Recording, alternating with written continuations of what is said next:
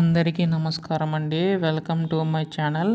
ఆంధ్రప్రదేశ్ రాష్ట్ర వ్యాప్తంగా ఉన్న రైతన్నలకు రాష్ట్ర ప్రభుత్వం అయితే ఎట్టకేలకు గొప్ప శుభవార్త అయితే చెప్పిందనమాట. సో మనకి ఈ యొక్క అన్నదాత సుఖీభవ పథకం సంబంధించి ఈ యొక్క 20,000 రూపాయల నిధులు జమ చేయడానికి రాష్ట్ర ప్రభుత్వం సిద్ధమవుతున్నట్లుగా తెలుస్తుందండి. సో ఈ యొక్క నిధులు ఎప్పుడు వీళ్ళు కానున్నాయి అన్న దానిపై ఈ వీడియోలో పూర్తి సమాచారం అంతా కూడా తెలుసుకుందాం. రైతన్నలందరూ కూడా వీడియోని అయితే పూర్తిగా చివరి వరకు అయితే చూడండి.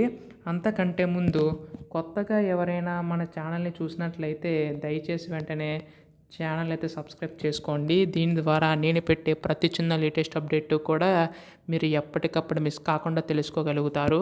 అలాగే వీడియోకి అయితే లైక్ చేయండి. దీని ద్వారా మరికొంతమందికి ఈ సమాచారం అనేది తెలుస్తుంది. ఇంకా ఆలస్యం చేయకుండా వీడియోలోకి అయితే వెళ్ళిపోదాం. సో ప్రస్తుతం ఆంధ్రప్రదేశ్ రాష్ట్ర వ్యాప్తంగా ఉన్న రైతన్నులందరికీ తిరిగి చూస్తున్న పథకం అన్నదాత సుఖీభవ పథకం అండి.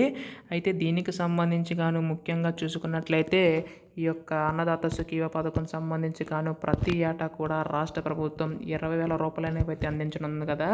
అయితే మీకు గతంలో కూడా చెప్తూనే వస్తున్నాను. రాష్ట్ర ప్రభుత్వం తరపునేమో 14,000 రూపాయలు, కేంద్ర ప్రభుత్వం తరపున 6,000 రూపాయల చొప్పున అందించబోతుంది అనమాట. సో ప్రస్తుతం 14,000 రూపాయలు చూసుకున్నట్లయితే మనకి విడతల వారికి అందించే అవకాశం ఉందండి. అయితే ఇప్పటికే కేంద్ర ప్రభుత్వం ఈ యొక్క 6,000 రూపాయలు 19 విడతల కింద విడుదల చేస్తూ వచ్చింది కదా. అయితే రాష్ట్ర ప్రభుత్వం కూడా ఈసారి పీఎం కిసాన్ పథకంతో పాటే మనకి అన్నదాత సుఖీభవ పథకం కూడా అందించబోతుందండి. దీనివల్ల మనకి పెద్ద మొత్తంలో రైతన్నులందరికీ కూడా నిధులు అందుతాయని చెప్పి రాష్ట్ర ప్రభుత్వం భావించి నిర్ణయం తీసుకోబోతుంది అనమాట.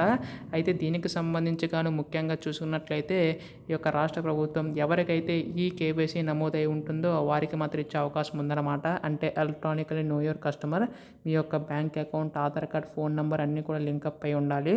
అలా అయినప్పుడు మాత్రమే మీకు ఈ యొక్క నిధులు అనేవి అయితే మీ యొక్క ఖాతాలో జమ అవుతాయండి.